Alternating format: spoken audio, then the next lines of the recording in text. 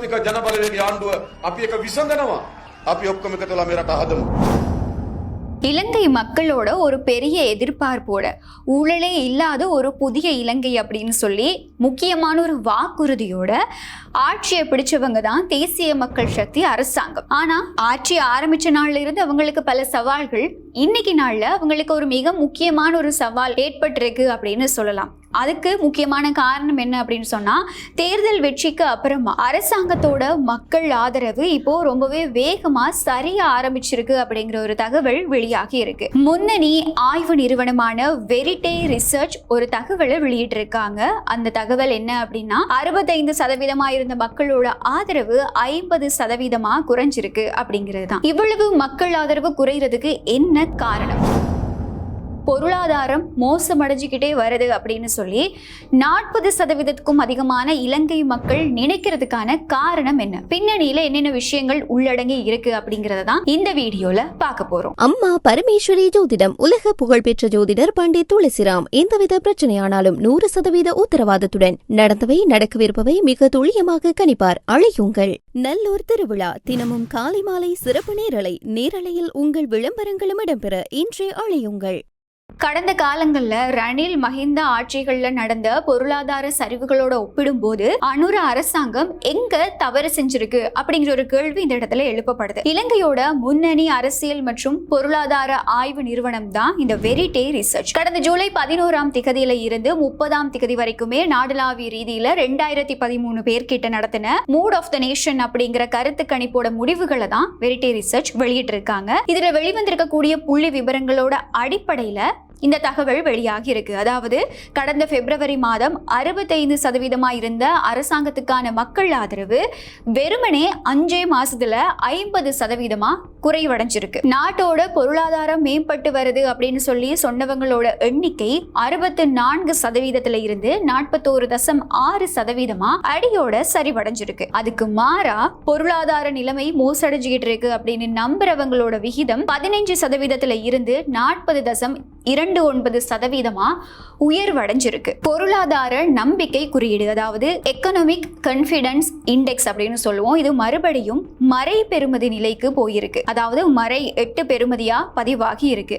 அதாவது நாட்டுல 50%க்கும் அதிகமான மக்கள் இப்போ இருக்கக்கூடிய பொருளாதார நிலைமை ரொம்பவே மோசமா இருக்கு அப்படின்னு சொல்லி மதிப்பிட்டு இருக்காங்க. இந்த ஆதரவு சரிவை நம்ம வெறுமனே எண்களா மட்டுமே பார்க்க முடியாது. கடந்த கால பொருளாதார நிகழ்வுகளோட அப்படி இல்லைன்னா கடந்த கால வரலாற்றோட நம்ம ஒப்பிட்டு பார்க்கும் போதுதான் இதுல இவ்வளவு ஆபத்து இருக்கு அப்படிங்கறத நாங்க புரிஞ்சு கொள்ளக்கூடியதா இருக்கும். 2022ஆம் ஆண்டு கோட்டாபய ராஜபக்ஷவோட ஆட்சி காலத்துல நாட்டோட பொருளாதாரம் முற்றிலுமா முடங்கி இருந்தது அப்படிங்கிறது எங்களுக்கு நல்லாவே ஞாபகம் இருக்கும். மக்கள் வீதிகள்ல இறங்கி போராடின சந்தர்ப்பத்துல அரசாங்கம் மேல இருக்கக்கூடிய மக்களோட நம்பிக்கை அப்படிங்கிறது 0 வரைக்குமே போயிருந்தது. அதுக்கப்புறமா வந்த ரணில் விக்ரமசிங்க IMF நிபந்தனைகள், வரிகள் அதிகரிப்பு அப்படின்னு சொல்லி மக்கள் மேல என்னதான் சுமையை ஏற்றி இருந்தாலும் கூட பொருளாதாரம் ஸ்திரத்தன்மையில போய்கிட்டு இருந்தது அப்படின்னு சொல்லி மக்கள் ஆதரவு தெரிவிக்க ஆரம்பிச்சாங்க. அந்த ஆதரவை தக்க வைக்கிறதுக்கும் முன்னாள் ஜனாதிபதி ரணில் விக்ரமசிங்க எந்த அளவு முயற்சிகளை மேற்கொள்ள முடியுமோ அந்த அளவு முயற்சிகளை மேற்கொண்டதும்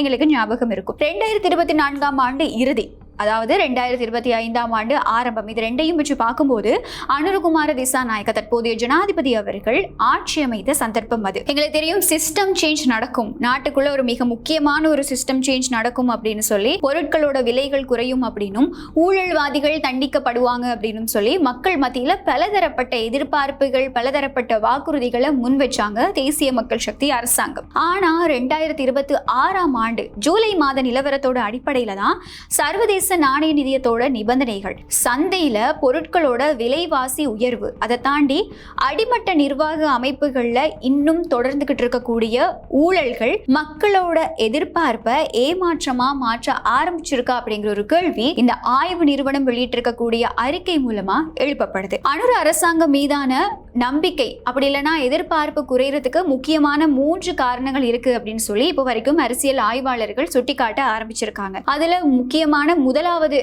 குறைபாடு அப்படி இல்லைன்னா முதலாவது விஷயம் என்ன, முதலாவது காரணம் என்ன அப்படின்னு சொன்னா அஸ்வசும, அதை தாண்டி அதுல நடந்துகிட்டு இருக்கக்கூடிய அரசாங்க ஊழல்கள். ஊழலுக்கு எதிராக பூஜ்ய சகிப்புத்தன்மை அப்படின்னு சொல்லி அரசாங்கம் அறிவிச்சிருந்தாலும் கூட அண்மைய நாட்களா நோர்வோடு அதை தாண்டி தலவாக்கலையில ஏழை மக்களுக்கு வழங்கப்பட வேண்டிய இந்த அஸ்வசும நிதி முறைகேடு நடந்திருக்கு அப்படிங்கிற ஒரு விஷயம் எங்களுக்கு தெரிய வந்திருந்தது. இந்த அஸ்வசும நிவாரண நிதியில 16 மில்லியன் ரூபாய் அரசு அதிகாரிகளாலேயே கொள்ளையடிக்கப்பட்ட சம்பவம் அடிமட்ட மக்கள் மத்தியில ஒரு பெரிய ஒரு ஏமாற்றத்தை ஏற்படுத்தி இருந்தது அப்படின்னு சொல்லலாம். என்னதான் இப்போ ஜனாதிபதி மூலமா இந்த விசாரணைகளுக்காக ஒரு குழு நியமிக்கப்பட்டிருக்கு அப்படின்னு சொன்னாலும் அந்த இடத்துல ஒரு ஊழல் நடந்திருக்கு, ஒரு நிதி முறைகேடு நடந்திருக்கு அப்படிங்கிற ஒரு விஷயம் வெளியில தெரிய வந்தது. இரண்டாவது காரணம் என்ன அப்படின்னு அரசியல் ஆய்வாளர்கள் சுட்டிக்காட்டுறாங்க அப்படின்னா நிவாரணமே இல்லாத பொருளியல் சுமை அப்படின்னு சொல்லலாம். தேர்தல் காலத்துல வாக்குறுதி அளிக்கப்பட்ட அளவுக்கு மக்களுக்கு உடனடியா பொருளாதார நிவாரணங்கள் கிடைக்கவே இல்லை. நடுத்தர மற்றும் ஏழை மக்கள் இன்னும் அன்றாட வாழ்க்கையில செலவழிக்க சமாளிக்க திணறிக்கிட்டு இருக்காங்க அப்படிங்கிற ஒரு விஷயத்தையும் அவங்க சுட்டிக்காட்டி இருக்காங்க. மூன்றாவது, அதிகார வர்க்கத்தோட மாஃபியா, அதையும் தாண்டி தாமதமாகிட்டு இருக்கக்கூடிய சீர்திருத்தங்கள் அப்படின்னு சொல்லலாம். பழைய ஆட்சி அமைப்புல இருந்த அதிகார வர்க்கமும் போலீஸ் மற்றும் நீதித்துறை அமைப்புகளும் இன்னும் பழைய மாதிரி தான் இயங்கிக்கிட்டு இருக்காங்க. மாற்றத்தை விரும்பின இளைஞர்கள் மத்தியில இது ஒரு மிகப்பெரிய ஏமாற்றத்தை அழிச்சிருக்கு அப்படிங்கிற ஒரு விஷயமும் வெளிப்படையா தெரிய வந்திருக்கு. 50%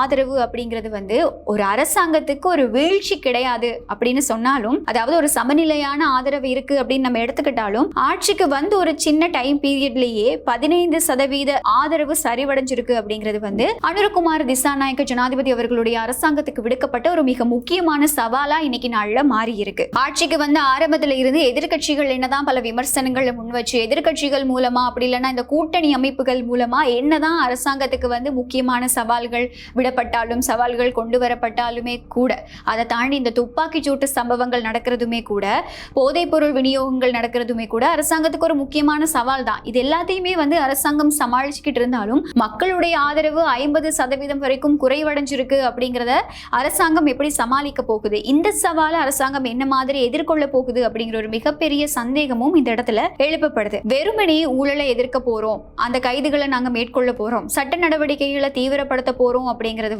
எந்த அளவுக்கு அடிமட்ட மக்களுக்கு ஒரு தீர்வா இருக்க போகுது அப்படிங்கிற கேள்வி அன்னையில இருந்து இன்னைக்கு வரைக்கும் எழுப்பப்பட்டு இருக்கக்கூடிய ஒரு விஷயம் தான். இது மூலமா மக்களை நீண்ட நாட்களுக்கு திருப்திப்படுத்த முடியாது அப்படிங்கிறதும் எதிர்கட்சிகள் முன்வைக்கிற ஒரு விமர்சனமாகவும் இருக்கு. மக்களோட வயிறு நிரம்பணுமா இருந்தா சந்தையில பொருட்களோட விலை அப்படிங்கிறது குறையணும், இப்போ இருக்கிறத விட குறைஞ்சே ஆகணும். அதை தாண்டி அடிமட்ட ஊழல்களுக்கு உடனடியா தக்க நடவடிக்கைகளை மேற்கொள்ளணும் அப்படிங்கிறதும் அரசாங்கத்துக்கு இன்னைக்கு நாள்ல இந்த ஒரு விஷயத்துல கட்டாயமாக்கப்பட்ட ஒரு விஷயமா மாறி இருக்கு. பொறுத்திருந்து பார்க்கலாம் அரசாங்கம் இந்த ஒரு சவாலை எச்சரிக்கையா உணர்ந்து உடனடியா செயல்படுமா, அப்படி இல்லைன்னா எதிர்கட்சிகள் இந்த சரிவை எப்படி பயன்படுத்த போறாங்க அப்படிங்கிறதையும் நம்ம கொஞ்சம் பொறுத்திருந்து தான் பார்க்கணும் அப்படிங்கறதா இந்த இடத்துல முக்கியமா பேசப்பட வேண்டிய ஒரு விஷயமாவும் இருக்கு. இப்படி வெளியாக இருக்கக்கூடிய இந்த அறிக்கைகள் தொடர்பா, இப்போ வெளியாக இருக்கக்கூடிய இந்த விஷயங்கள் தொடர்பா அரசாங்கம் இதுல கவனம் செலுத்துமா, எதிர்கட்சிகள் இந்த சரிவை பயன்படுத்த போறாங்களா அப்படிங்கிற தொடர்பா உங்களுடைய கருத்துக்களை கமெண்ட்ல சொல்ல மறக்காதீங்க. மறுபடியும் இன்னொரு வீடியோல சந்திக்கலாம். அம்மா பரமேஸ்வரி ஜோதிடம் உலக புகழ்பெற்ற ஜோதிடர் பண்டிட் துளசிராம் எந்தவித பிரச்சனையானாலும் 100% உத்தரவாதத்துடன் நடந்தவை நடக்கவிருப்பவை மிக துல்லியமாக கணிப்பார். அழையுங்கள். நல்லூர் திருவிழா தினமும் காலை மாலை சிறப்பு நேரலையில் உங்கள் விளம்பரங்களும் இடம்பெற இன்றே அழையுங்கள்.